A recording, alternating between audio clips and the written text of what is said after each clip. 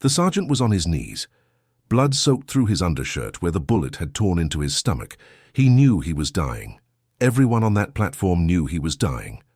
But he looked up at the man standing over him, the man with the cold eyes and the long black hair, and said the only words that mattered to him anymore.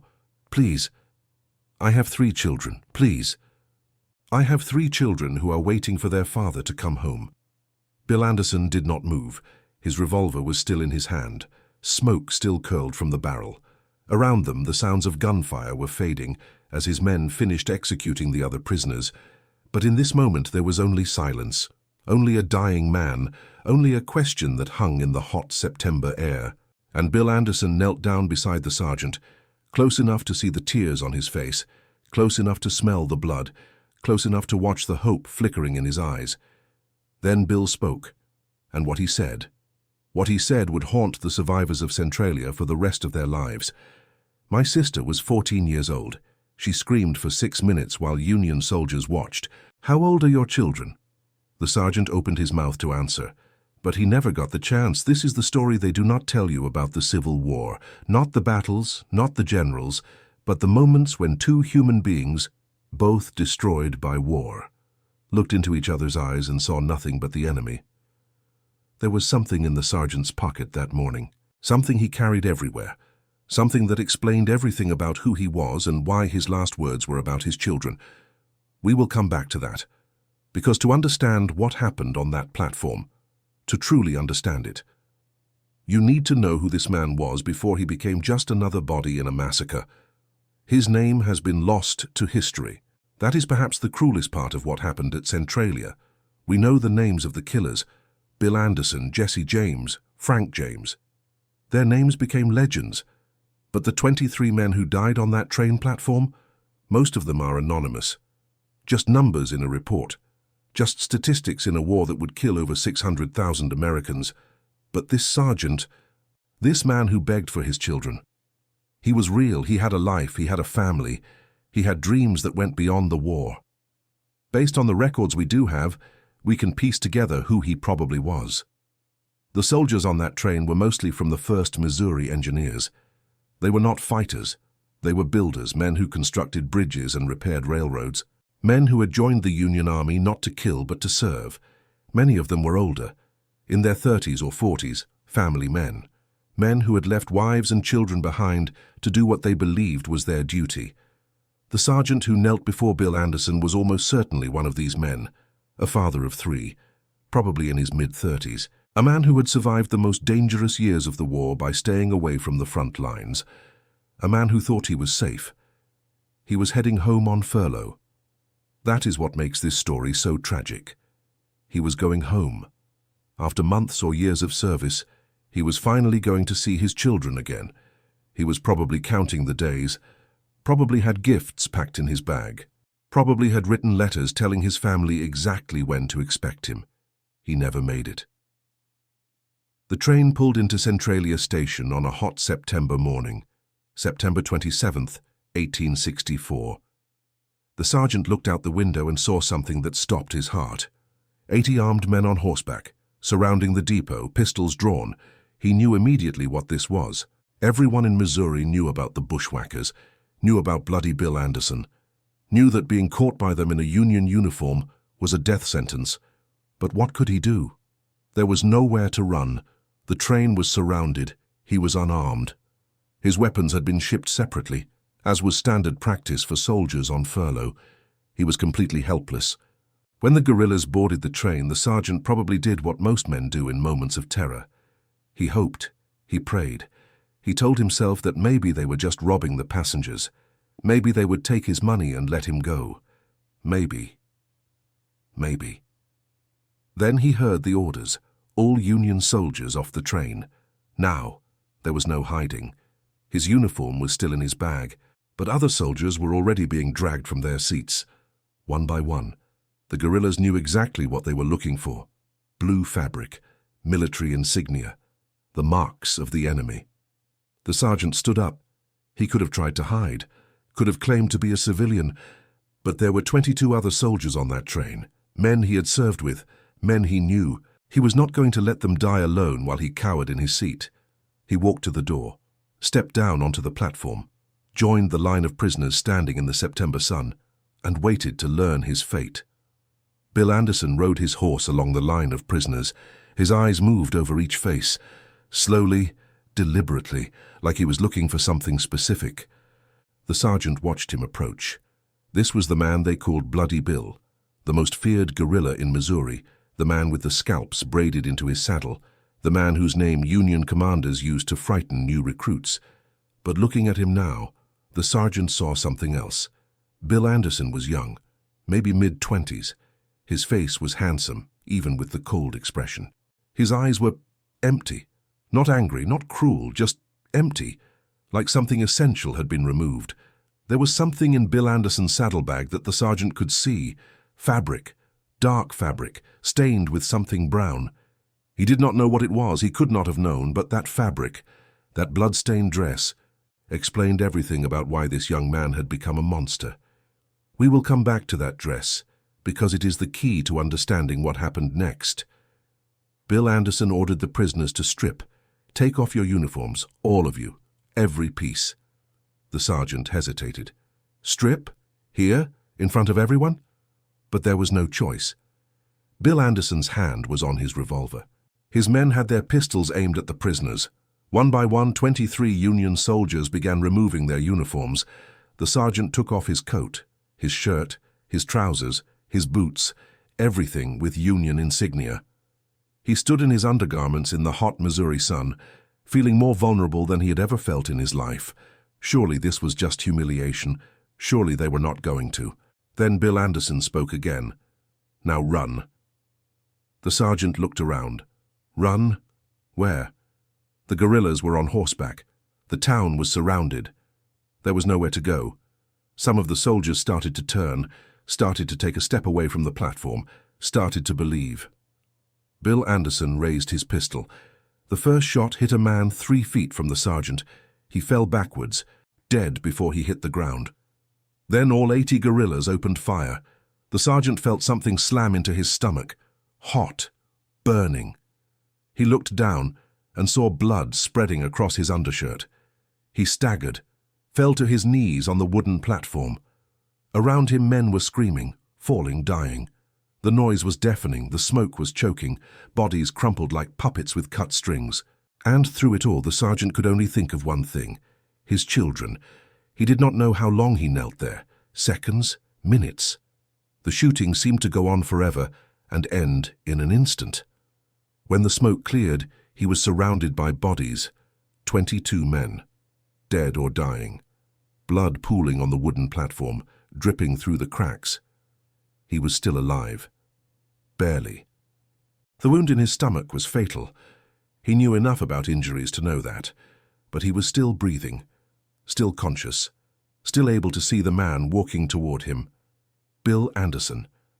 The guerrilla leader was moving among the bodies.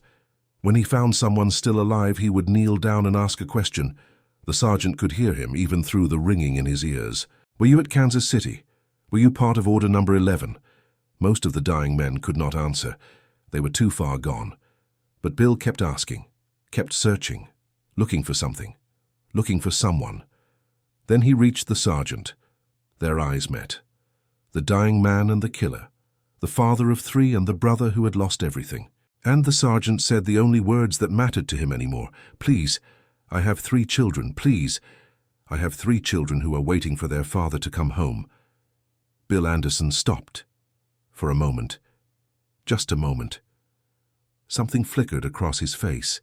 Something that might have been recognition, might have been memory, might have been the ghost of the person he used to be before the war took everything from him. He knelt down beside the sergeant, close. So close the sergeant could see the emptiness in his eyes, could smell the gunpowder on his clothes, could feel the heat radiating from his body. And Bill spoke. My sister was 14 years old. The sergeant's eyes widened. He did not understand. What did Bill's sister have to do with anything? She screamed for 6 minutes while Union soldiers watched. They put her in a building in Kansas City. The building collapsed. She was crushed under the rubble.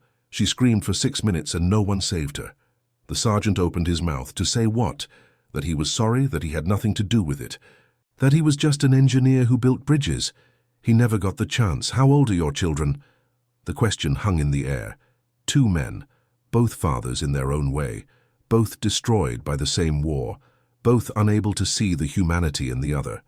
The sergeant tried to speak, to say their names, to describe their faces, to explain that his oldest was 8 and his youngest was only 3, to beg one more time for mercy. Bill Anderson raised his pistol. The sergeant saw the barrel, black metal, the last thing he would ever see. "My sister was 14, Bill said again, and his voice cracked, just slightly, just enough for the sergeant to hear. Then the gun fired. The sergeant's body fell backwards onto the platform, just another corpse among 22 others, just another statistic in a war that had already killed hundreds of thousands. But there was something different about this killing. Thomas Goodman saw it. He was the only Union soldier who would survive Centralia. Pulled aside before the shooting started, kept as a prisoner for exchange. He watched the whole massacre from a few feet away. And he watched Bill Anderson kneel beside the sergeant. Years later, Goodman would write about what he saw, about the words that were exchanged, about the moment when Bill asked about the sergeant's children. But Goodman added one detail that appears nowhere else in the historical record. He said Bill Anderson's hand was shaking, not during the interrogation, not during the other executions, but when he pointed his pistol at the sergeant, at the father of 3 who was begging for his life. His hand trembled. For just a moment, bloody Bill Anderson was human again. For just a moment, he saw himself in that dying man, a person who loved someone, a person who had lost someone, a person who would do anything to protect their family. Then he pulled the trigger anyway. That is the true horror of Centralia, not just the killing, but the fact that Bill Anderson could see the humanity in his victims and killed them anyway. The fact that he heard a father beg for his children and thought only of his dead sister. The fact that 2 men who were more alike than different could not bridge the gap between them. The war had broken something in Bill Anderson that could not be fixed, something that made him capable of looking into a father's eyes and pulling the trigger. And that same war had put the sergeant on that platform, had taken him away from his children, had made him a target in a conflict he probably never wanted any part of. Both men were victims. Both men were destroyed. The only difference was that one of them got to keep breathing. What happened to the sergeant's 3 children? We do not know for certain. Their names have been lost. Their faces have been forgotten. They are ghosts now, just like their father. But we know what happened to most war orphans in the 1860s, and the picture is not pretty. If the sergeant's wife was still alive, she would have received a letter. A form letter, probably. Something cold and official that said her husband had been killed in action. It would not have mentioned Centralia, would not have described how he died, would not have told her that he spent his last moments begging for his children's lives. She would have been left alone, a widow in a country that did not care for widows. 3 children to feed, no income, no support, no future. Many war widows remarried quickly out of necessity. Others took in washing or sewing. Others sent their children to orphanages because they could not afford to keep them. Others simply did not survive. The stress and poverty killing them within years of their husbands' deaths. The sergeant's children would have grown up without a father, would have learned eventually that he died in the Civil War, might have been told he died a hero, might have been told nothing at all.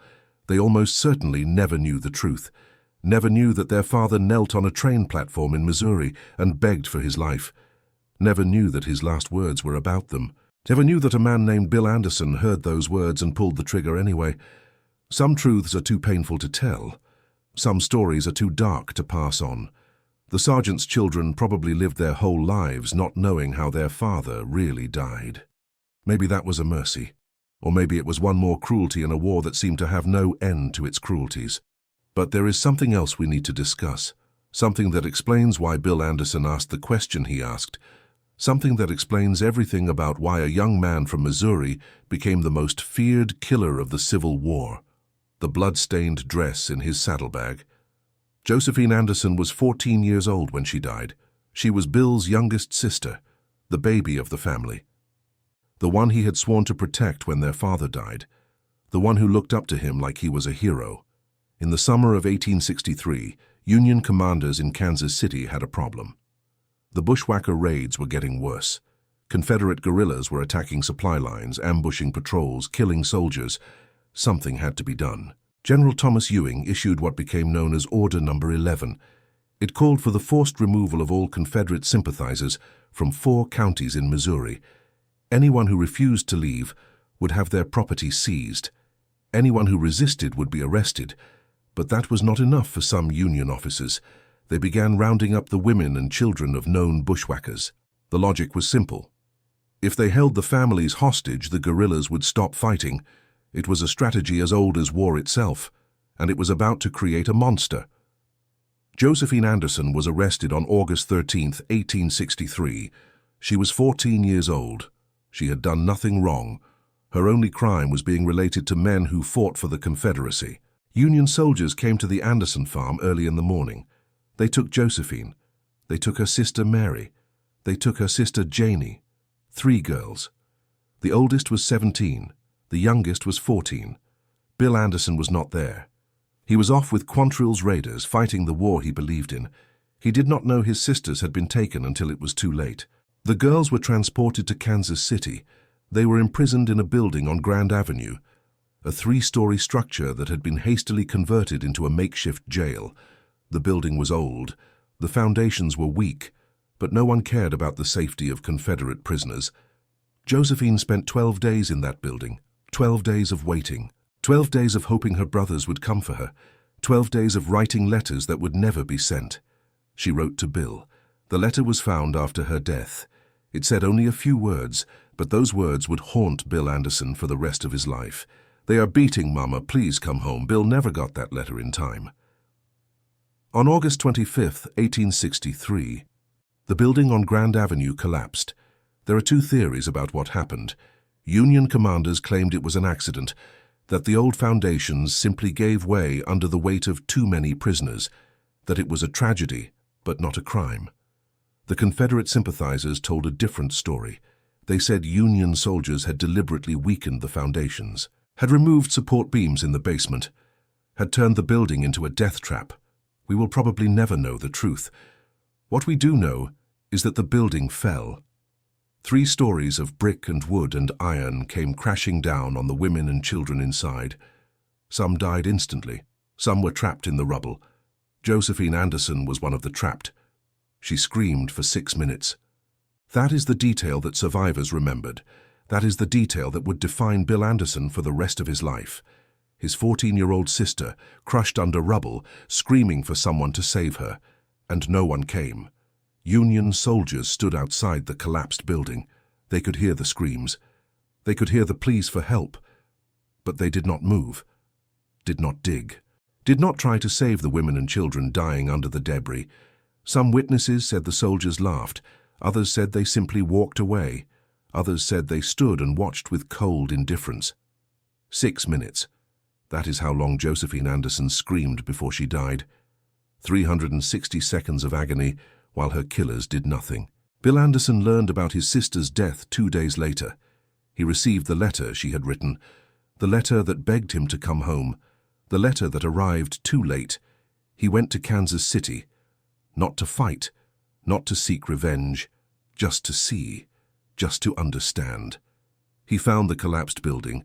He found the rubble where his sister had died. He found something else.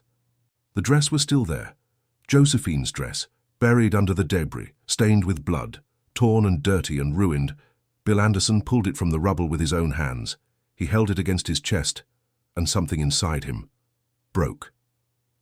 This is the moment when Bloody Bill Anderson was born. This is the moment when a young man who loved his family became a monster who would kill without mercy. This is the moment that would lead, 14 months later, to a train platform in Centralia where a dying sergeant would beg for his children. Bill kept the dress. He carried it with him everywhere, in his saddlebag, next to his guns, next to the scalps he would take from Union soldiers over the next year. Some men carry photographs of their loved ones. Bill Anderson carried a blood-stained dress. Now you understand. Now you understand why Bill Anderson knelt beside the dying sergeant on that platform. Now you understand why he asked about the man's children. Now you understand the question that hung in the hot September air. My sister was 14 years old. She screamed for 6 minutes while Union soldiers watched. How old are your children? It was not a question. It was an accusation. It was a challenge. It was Bill Anderson asking the sergeant to justify why his children deserved to live when Josephine had been left to die. The sergeant could not answer. How could he? He was not there. He was not responsible. He was just an engineer who built bridges, just a father who wanted to go home. But Bill Anderson did not see a man. He saw a uniform. He saw the enemy. He saw everyone who had ever worn blue and done nothing while his sister screamed. And he pulled the trigger. There was one man on that platform who survived. His name was Thomas Goodman. He was a Union sergeant, just like the man who died, begging for his children. He had been on the same train, had stood in the same line of prisoners, had waited for the same bullet. But the bullet never came. Bill Anderson walked down the line of prisoners that morning, looking at each face. When he reached Thomas Goodman, he stopped. He stared. And then he said something that no one expected. "This one lives. Take him with us." Why? Why did Bill Anderson spare Thomas Goodman when he killed everyone else? What made this one man different? Goodman himself never fully understood. He spent months as a prisoner of the bushwhackers, expecting every day to be his last.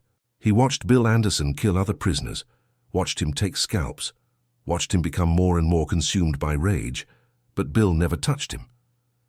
There are theories about why Goodman was spared. The most common theory is that Bill Anderson wanted a witness. He wanted someone to survive Centralia and tell the Union what had happened.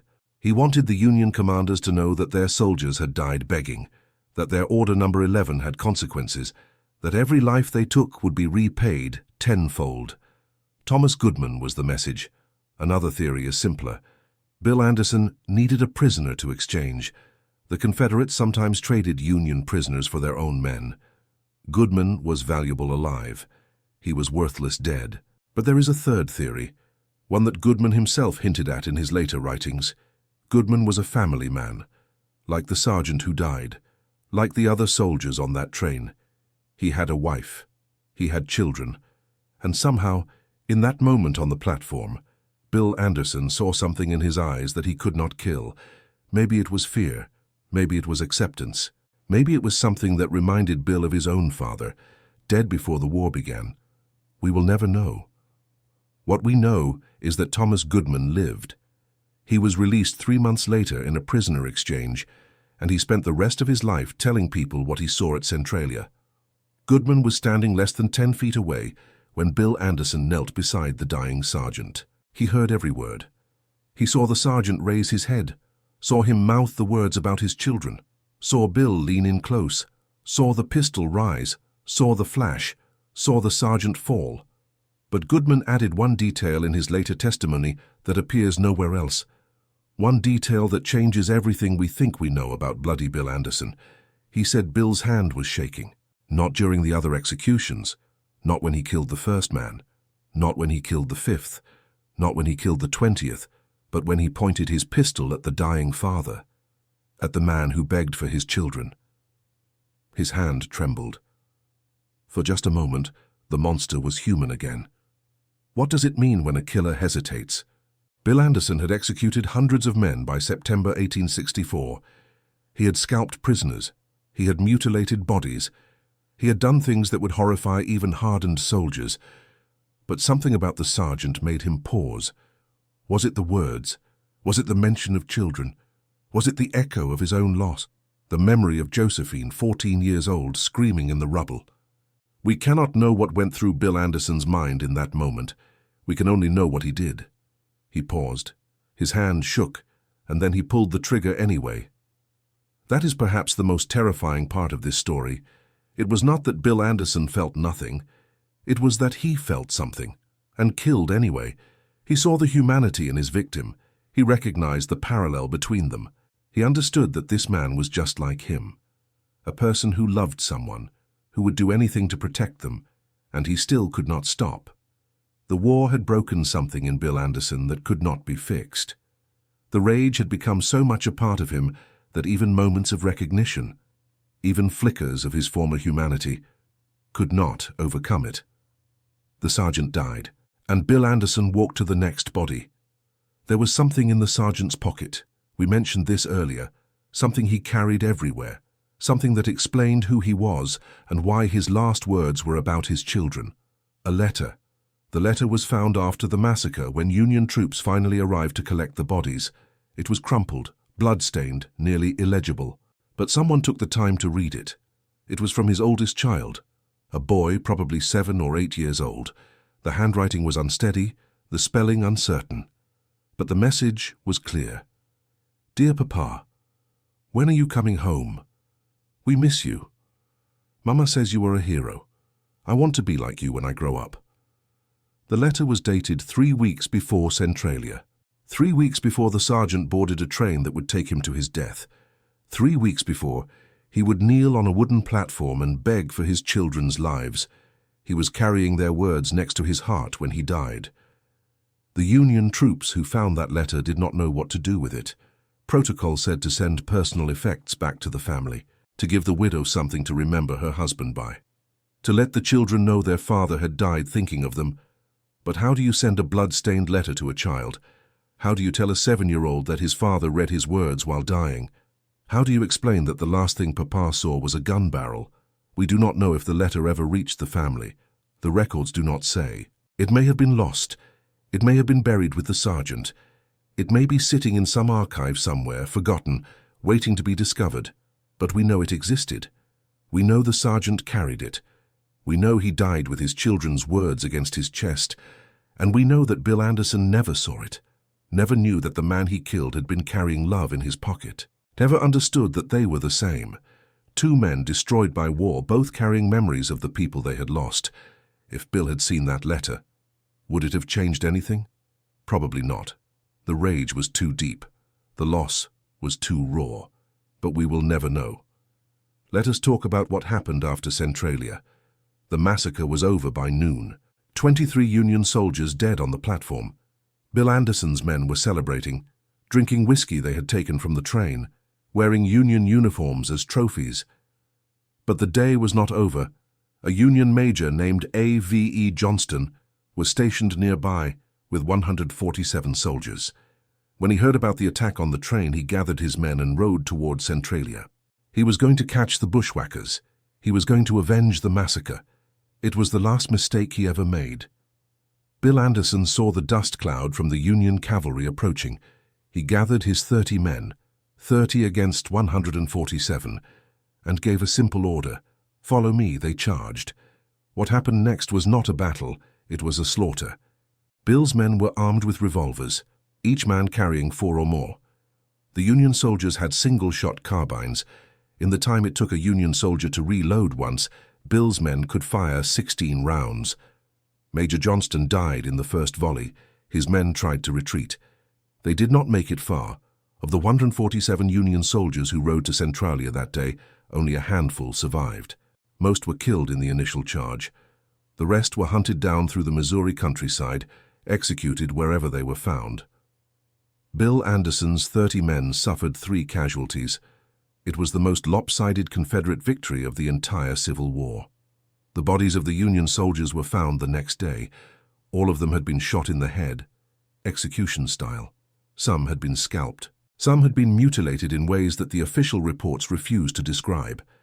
The soldiers from the train were still on the platform, stripped of their uniforms, lined up in neat rows. 22 corpses and 1 survivor who had been taken as a prisoner. The sergeant who had begged for his children was among them. His body was identified by the papers in his pocket, by the letter from his child, by the wedding ring on his finger, by the small photograph of 3 young faces that he had carried through the war. They buried him in Centralia, a shallow grave in Missouri soil, thousands of miles from the home he was trying to reach, thousands of miles from the children who were waiting for him. He never made it home. The news of Centralia spread through the Union Army like fire. This was not just another bushwhacker raid. This was something different, something worse. 23 unarmed prisoners executed. 147 soldiers killed in less than an hour. Bodies mutilated. Scalps taken. Union commanders demanded revenge. They doubled the bounty on Bill Anderson. They sent more troops to Missouri. They authorized tactics that would have been unthinkable a year earlier. The war in Missouri became even more brutal. More civilians died, more farms burned, more families were torn apart, and Bill Anderson kept fighting. He had 43 more days to live. On October 26, 1864, exactly 1 month after Centralia, Bill Anderson rode into an ambush. He was near Albany, Missouri, leading another raid. Union troops were waiting. For once they had the element of surprise. Bill took 2 bullets to the head and 2 to the chest. He fell from his horse and lay dying in a Missouri field, just like the hundreds of men he had killed. His last words, according to witnesses, were spoken to a young guerrilla named Jesse James. "Don't stop." Jesse never did. He went on to become the most famous outlaw in American history. But that is another story. Bill's body was taken to Richmond, Missouri. Union troops stripped him of his weapons. They cut off his trigger finger as a souvenir. They posed for photographs with his corpse. Then they put him on display. For 3 days, Bill Anderson's body lay in the Richmond town square. People came from miles around to see the monster who had terrorized Missouri. Women came to spit on him. Men came to stab his corpse. Children were brought to see what happened to bad men. They found the dress in his saddlebag, Josephine's dress, still bloodstained, still with him after 14 months. The Union soldiers burned it. If you have watched this far, you understand something important. This is not a simple story. There are no heroes here, there are no villains, there are only 2 men, a dying sergeant and a grieving brother, who looked into each other's eyes and saw nothing but the enemy. The sergeant was innocent. He had never hurt anyone, he was just trying to go home to his children. He did not deserve to die. Bill Anderson was a monster. He killed without mercy. He took scalps. He committed atrocities that shocked even his fellow Confederates. The war had turned him into something inhuman. But Bill Anderson was also a victim. He watched his sister die. He carried her dress because he could not carry her. He became a monster because the world made him one. Both things are true. Both men were destroyed by the same war. Both men lost everything. That is the real tragedy of Centralia. Not the numbers, not the tactics, but the moment when 2 human beings, who were more alike than different, could not see the humanity in each other. We create these videos because we believe history matters, not the sanitized history they teach in schools, not the version with clear heroes and villains, but the real history, the messy, complicated, heartbreaking truth about who we are and what we have done. The Civil War killed over 600 Outlaws Americans, more than any other war in our nation's history, and most of those deaths were not heroes charging into battle. They were fathers, brothers, sons, men who wanted nothing more than to go home. Men like the sergeant at Centralia. If this video has meant something to you, if you want to support this channel and help us tell more of these forgotten stories, consider using the Super Thanks button below. Every contribution helps us continue this work. But more importantly, remember this story. Remember the sergeant who begged for his children. Remember Bill Anderson who asked about his sister. Remember that even in the darkest moments of history, there were human beings on both sides. The sergeant's 3 children grew up without a father. We do not know their names. We do not know their faces. We do not know if they lived long lives or died young. We do not know if they ever learned the truth about how their father died. But we know they existed. We know they waited for a father who never came home. We know they grew up in a world scarred by war, shaped by loss, defined by absence. They are the real victims of Centralia, not the soldiers who died, not even Bill Anderson, but the children who were left behind, the wives who became widows, the families that were broken. Every death in the Civil War left someone behind. Every soldier who fell created orphans. Every battle created widows. The war did not end when the shooting stopped. It echoed through generations. Josephine Anderson was 14 years old when she died. The sergeant's youngest child was probably 3, 2 innocent children, 1 killed by Union soldiers, 1 orphaned by Confederate guerrillas, both victims of the same war, both symbols of everything that was lost. If Josephine had lived, Bill Anderson might have been a different person. A farmer, maybe, a husband, a father himself, someone who never hurt anyone. If the sergeant had survived, his children would have had a father, would have grown up differently, would have lived different lives. But neither of those things happened. Josephine died screaming in the rubble. The sergeant died begging on the platform, and the war kept going. That is history, not what might have been, only what was. Bill Anderson asked a question on that platform. "How old are your children?" The sergeant tried to answer. He wanted to say their names, to describe their faces, to make Bill see them as real, as human, as worth saving. But he never got the chance. The bullet came before the words. And somewhere in Ohio or Illinois or wherever the sergeant's family was waiting, 3 children continued to believe their father was coming home. They did not know. They could not know. For them, the war was still something that happened far away, something that would end soon, something that would bring Papa back. They learned the truth weeks later, a letter probably, or a telegram, cold words on paper that said their father was dead, killed in action, a hero.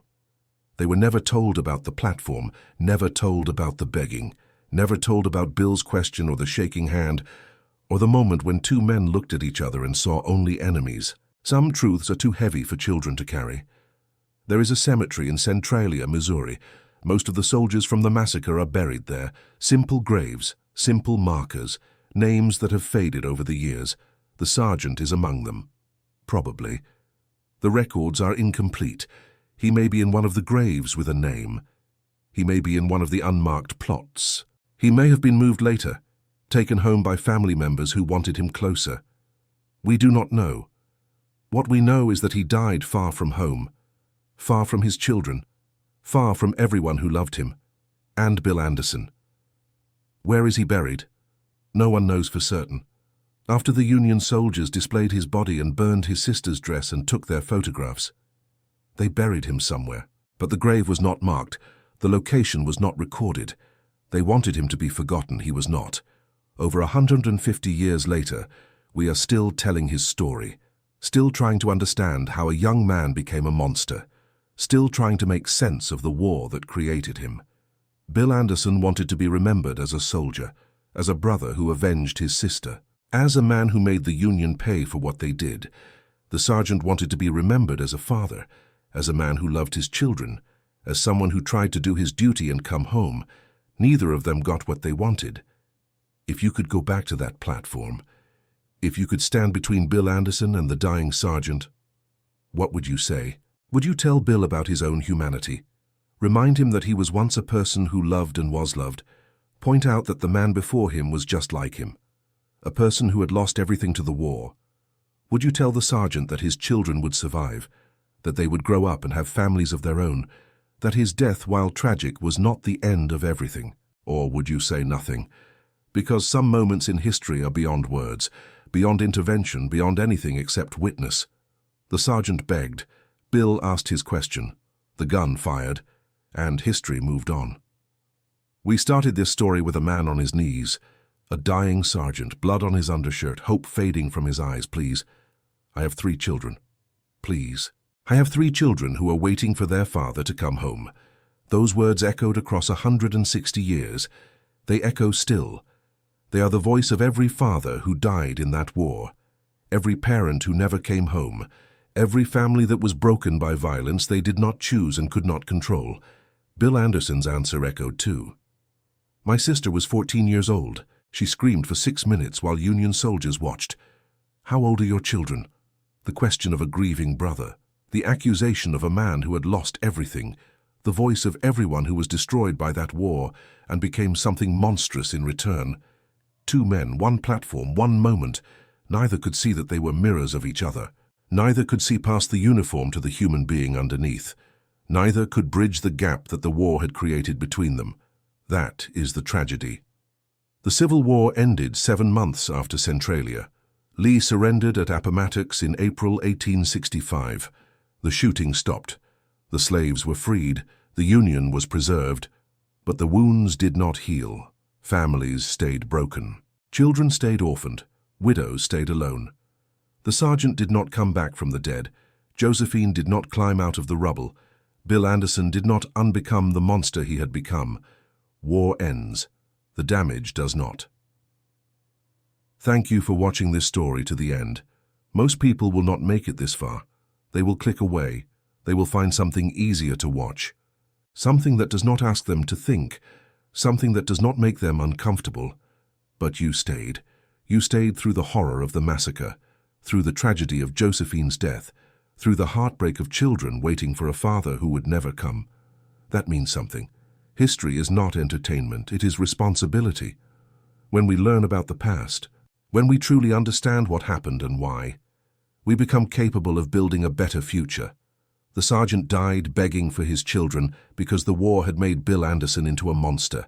Bill became a monster because the war had killed his sister. Josephine died because Union commanders thought holding hostages would end the guerrilla war. Every horror has a cause. Every monster was once a person. Every tragedy can be traced back to decisions that seemed reasonable at the time. When we understand that, when we really understand it, we can make different decisions. We can break the cycle. We can refuse to create the next Bill Anderson. Refuse to create the next orphan. That is why history matters. That is why this story matters. That is why you matter. For staying, for listening, for remembering. The sergeant had 3 children. We do not know their names. We do not know their faces. We do not know how they lived or how they died. But we know they were loved. We know their father carried their letter in his pocket. We know his last words were about them. Somewhere in America, there are people alive today who are descended from those 3 children. Great-great-great-grandchildren who may not even know the story, who may not know that their ancestor died on a train platform in Missouri, begging for his life. If you are one of them, if you recognize something in this story, if you know who this sergeant was, we would like to hear from you. His story deserves a name. Please. I have 3 children. My sister was 14 years old. 2 sentences, 2 lives, 2 tragedies, 1 war that destroyed them both. This has been the story of the Union sergeant who died at Centralia, the father who never came home. There is something else you should know about that morning in Centralia, something that happened before the sergeant ever stepped off the train, something that might have saved his life if he had known about it. Something that explains why Bill Anderson was looking for a specific kind of man. Bill was not just killing randomly. He was hunting. Every prisoner he approached, he asked the same question, the same 2 words that could mean the difference between life and death. Kansas City. If a man said yes, if he admitted to being anywhere near Kansas City in August 1863, he died. No matter what else he said, no matter how he begged, no matter what. If a man said no, he usually still died. But there was a chance, a small chance, the faintest possibility of mercy. Bill Anderson was searching for the men who had killed his sister, the soldiers who had arrested her, the officers who had ordered her imprisoned, the guards who had done nothing while she screamed. He never found them. They were probably not even in Missouri by September 1864. They had been transferred, promoted, sent to other fronts. The war had scattered them across a continent, putting them safely beyond Bill's reach, so he killed everyone. Because any man in a blue uniform might have been there, might have been one of them, might have heard Josephine scream and done nothing. The sergeant was asked the Kansas City question. We know that from Goodman's testimony. We know Bill leaned in close and asked. The sergeant did not understand. Why was this guerrilla asking about Kansas City? What did that have to do with anything? He answered honestly. No, he had never been to Kansas City. He was an engineer from further east. He built bridges. He had never even been to Missouri until this war. It was the truth, and it did not save him. Why did Bill kill him anyway? The sergeant had answered the question. He had nothing to do with Kansas City, nothing to do with Josephine, nothing to do with anything that Bill Anderson cared about. But he was wearing a blue uniform, or he had been, before they stripped him. He was part of the army that had killed Bill's sister, part of the system that had ordered her arrest, part of the war that had destroyed everything Bill loved. That was enough.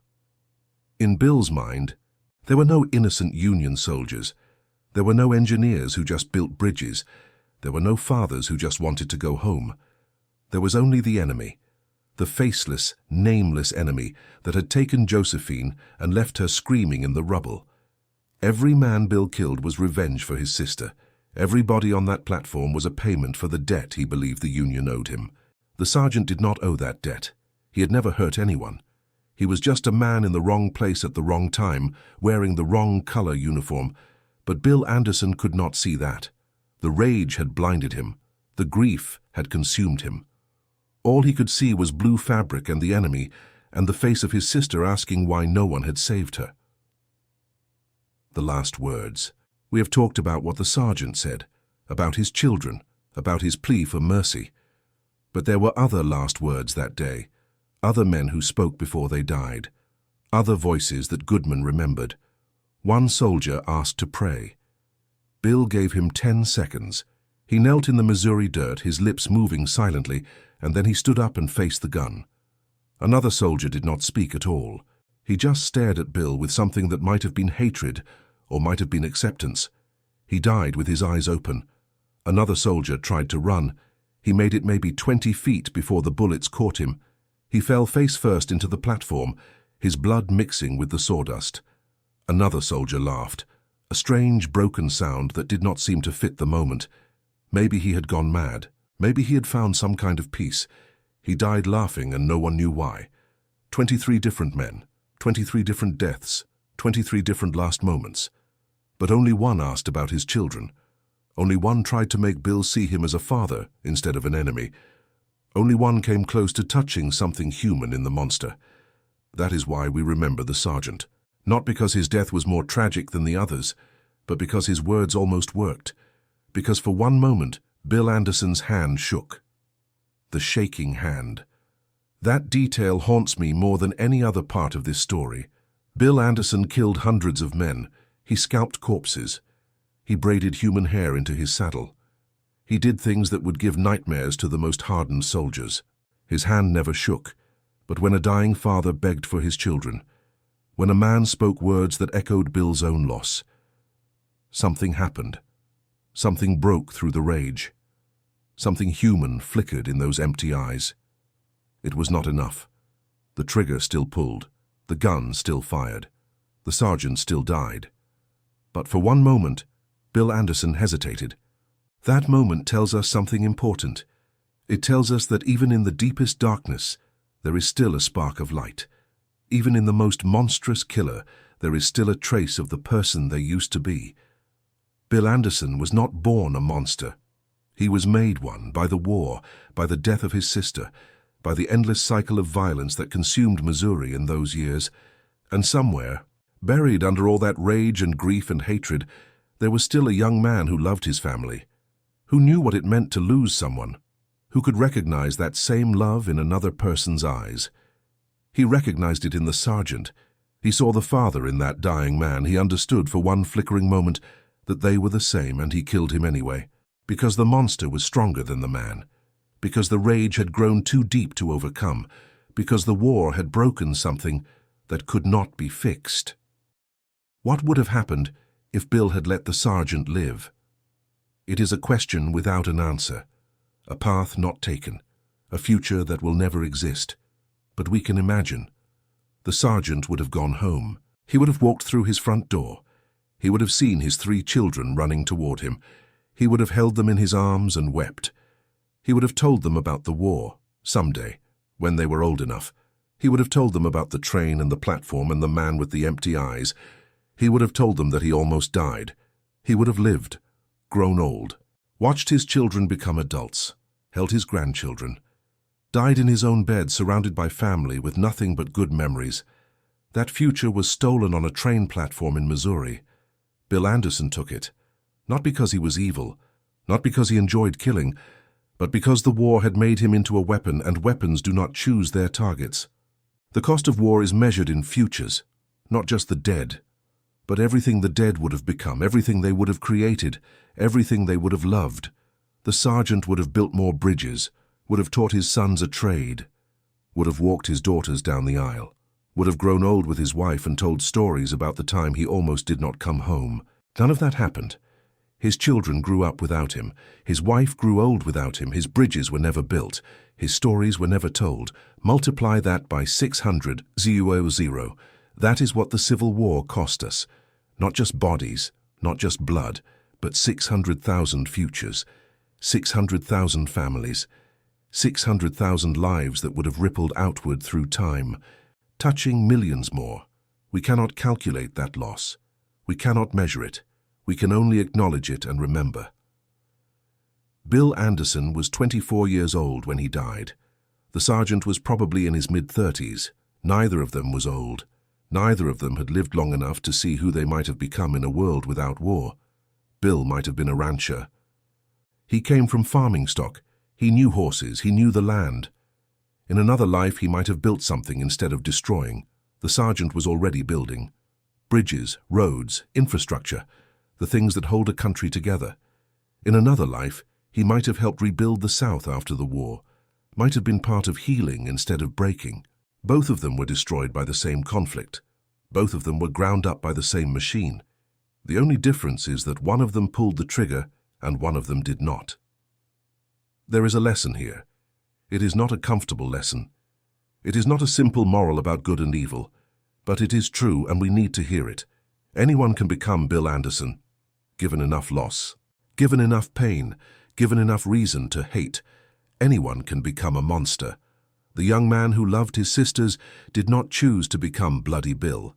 He did not wake up one morning and decide to scalp Union soldiers. He was transformed, slowly, painfully, by circumstances he did not control and losses he could not prevent. War does that to people. It takes the best parts of us and burns them away. It leaves only the rage, only the grief, only the desperate need to make someone pay. We like to believe that we would be different, that we would hold on to our humanity, that no amount of loss could turn us into killers. But we do not know that, we cannot know that until we have lost everything, until we have watched our sister die screaming, until we have carried a blood-stained dress for 18 months. We cannot know what we would become. Bill Anderson is not a monster to study from a distance. He is a warning, a mirror, a reminder of what lives inside all of us, waiting for the right circumstances to emerge. The sergeant was a better man than Bill Anderson. We can say that with confidence. He never killed anyone, he never took scalps, he never committed atrocities. But we do not know who the sergeant would have become if Union soldiers had killed his children, if he had watched them die, if he had carried their clothes in his saddlebag for a year. Maybe he would have remained good. Maybe his humanity was stronger than Bill's. Maybe he would have found a way to grieve without becoming a monster. Or maybe he would have been worse. We will never know. The sergeant died on that platform, his humanity intact. His last words were about love, not hate. His last thoughts were about his children, not revenge. He died a good man, that is something. In a war full of horror, that is something worth remembering. And Bill Anderson? He died a month later, shot in an ambush. His body displayed for 3 days. His sister's dress burned. Did he find peace? Did he see Josephine waiting for him? Did the rage finally end? We do not know. We cannot know. Whatever Bill Anderson experienced in his final moments, he took it with him to an unmarked grave. But I would like to believe that somewhere, in whatever comes after, he found his sister again, found his family, found the person he used to be before the war took everything. I would like to believe that the monster died on that Missouri road, and the young man who loved his family was finally free. Maybe that is naive. Maybe monsters do not get redemption. Maybe Bill Anderson burned in whatever hell was waiting for men like him. But I would like to believe otherwise, because if Bill Anderson cannot be redeemed, if the war broke him so completely that even death could not fix it, then what hope is there for any of us? Please. I have 3 children. The words echo across 160 years. They echo in every war since, in every conflict where fathers have died far from home, in every moment when soldiers have looked at each other and seen only enemies. They echo in our world today, in the wars still being fought, in the children still being orphaned, in the futures still being stolen. The sergeant spoke for every father who has ever died in war. His words are universal, timeless, heartbreaking. And Bill's response, "My sister was 14 years old," is universal too. The voice of every survivor, every grieving sibling, every person destroyed by loss and transformed by rage. 2 men on a platform, 2 sentences, the entire tragedy of war in a single exchange. We end where we began, a dying man on his knees, blood soaking through his undershirt, hope fading from his eyes. He looks up at the man standing over him, the man with the cold eyes, the man with the blood-stained dress in his saddlebag, the man who cannot see past his own grief to the human being before him. Please. I have 3 children. The words hang in the hot September air. Bill Anderson kneels beside him, close enough to see the tears, close enough to smell the blood, close enough to watch the hope flickering and dying. My sister was 14 years old. 2 fathers, 2 brothers, 2 men destroyed by the same war. One of them will die on this platform. One of them will die a month later in an ambush. Neither of them will ever find peace, and 3 children will wait forever for a father who never comes home. This is the story of Centralia. This is the cost of war. This is what we must never forget. End.